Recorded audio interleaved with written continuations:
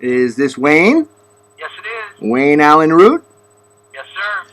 Well, this is Big Fur Hat, and you're on the 99 Second Radio Show. All right, great. How are you? All right. Thank you for granting this interview. And before we get into the meat and potatoes of it, I want to ask you one question. You've written a lot of informational books and self-help books. How did you manage to lose your Mount Vernon accent, and I still have mine? Is that where you're from, Mount Vernon, New York? I'm actually from Yonkers, New York, which is kind of, we're soulmates. Well, long before I became the fancy-schmancy author and national media pundit and vice presidential nominee and Fox News guy, long before any of that, at the age of 27, I was hired by CNBC, which was then called Financial News Network, to be an anchorman on their national TV network. I hosted 5 shows and anchored their sports programming, which they used to have on weekends at CNBC.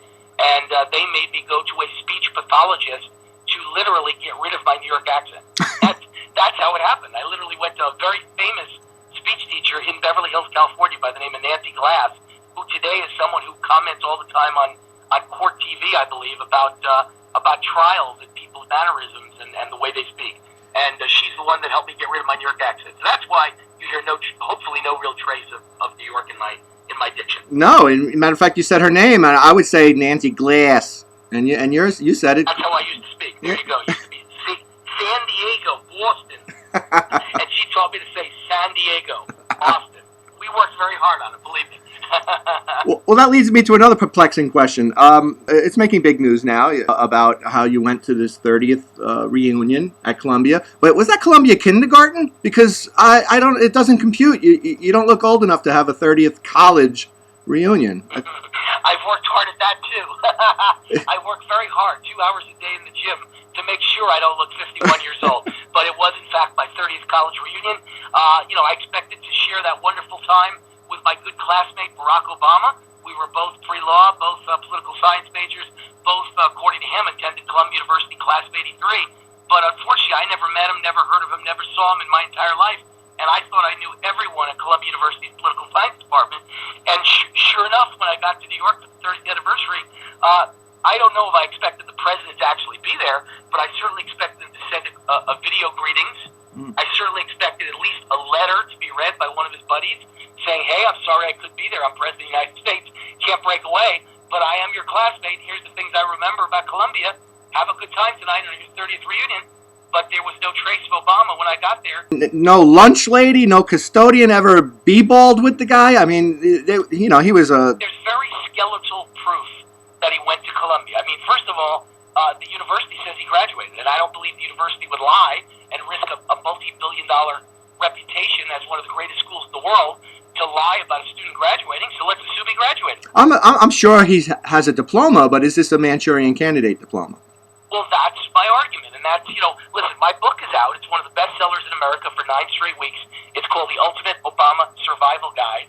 And in that book, it paints a picture of a guy who not only didn't anybody know at Columbia, but has a mysterious background, and more importantly, is involved in, I think, basically the Gambino crime family. Here's a guy where the United States government is worse than the mafia.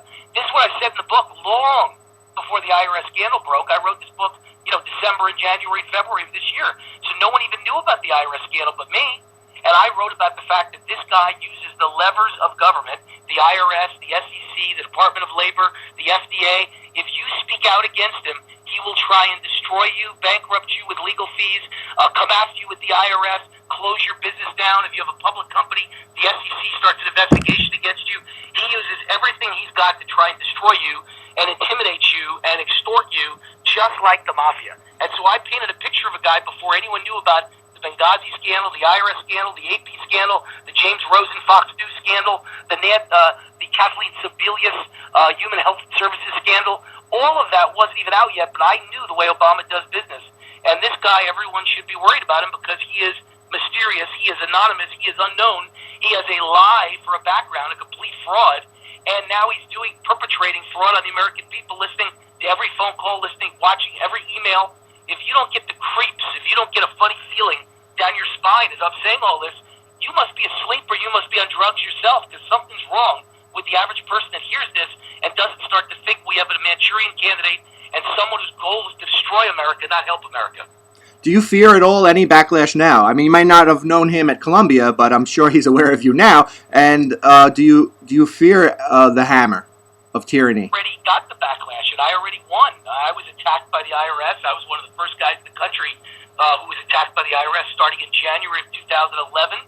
Came out of the Las Vegas office. I've written about it. I went public with it.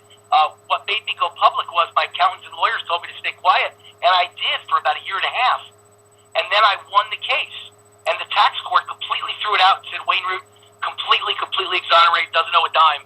And 5 days later, new IRS audit. That's when I went public. My lawyer said in the history of America, he is unaware that anyone has ever been audited 5 days after winning a tax court victory. He said it's never happened before. It'll never happen again. You were on the Obama's enemies list. And that's what triggered me going public with this, because at that point I had nothing to lose. Well, I just won that case last week. That means I've been audited for 4 years of my life. The IRS has looked under Obama's instructions, under every rock and every crevice and every line of my return, and found I owe not one single red cent. And I say that red cent honorably. That was nice. Going back to Columbia for a moment, we all have seen this famous picture of him sitting weirdly, I should add, on the couch with this Pakistani guy, and he said it was his college roommate. Is there any record of that person going to Columbia? Yeah. That person went to Columbia, and that guy's name, I believe, was Siddiqui. I'll say that very carefully. Siddiqui. And my understanding from reading about him in USA Today, because someone just sent me the article about Obama's college roommate, Siddiqui, from Pakistan, and the article in USA Today said pot user, cocaine abuser, and illegal alien. That's how they described him, illegal, not even Pakistani, but illegally in the United States of Pakistani. That's not me speaking. That's what I read in 2 different articles in the last week. But guess how you wind up rooming with a Pakistani? You room with a foreign national or a foreign exchange student if you're a foreign exchange student. Right, they pair them up. The only way you'd ever room with one. They put them in separate dormitories. They know you don't mix a foreigner with an American. He might not even speak, maybe only skeletal English. So they don't ever mix foreign students with regular students at universities. They give them their own dorm or their own off-campus housing. So why was Obama roomed with not only one, but I understand 3, a series of Pakistani nationals?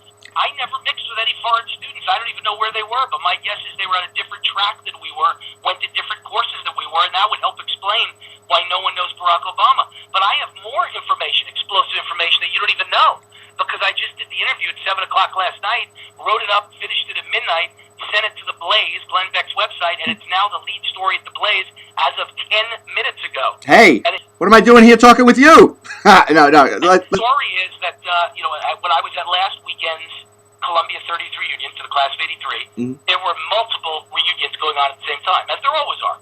Every class gets together, or at least many of them get together on the same weekend each year at Columbia. And so class of 53 had a reunion. And the speaker was the famous, legendary Columbia professor, Henry Graff, who was there for 46 years. He is like, the king of Columbia. He's the guy who knows where everybody is buried. He's the guy that every student had to take his class or you couldn't graduate Columbia University. And his classes are legendary. And so Graff was asked by a member of the audience what he thought about Obama.